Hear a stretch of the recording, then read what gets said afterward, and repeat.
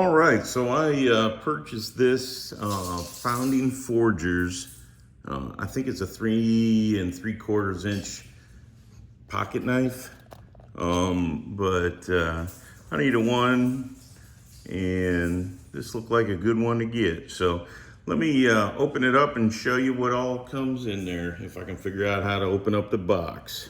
All right, I figured out how to open up the box. It's got a magnet here. And look at this thing. It's got a lifetime warranty. Thank you for your purchase. And there you go. Don't be a stranger. Share a picture and your experience with the knife on all of our social media. So there you go. It's Founding Forgers is the name of the company. And it's pretty nice here. Let me get it out of there. Ooh, it's got a nice heft to it. There you go. Look at that thing. D2 steel. It's got a clip so you can clip it. And look at that. Look at that. I like it.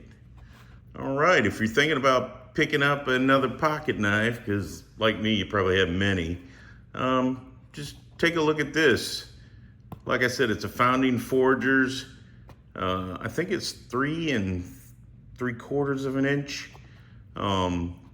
But it definitely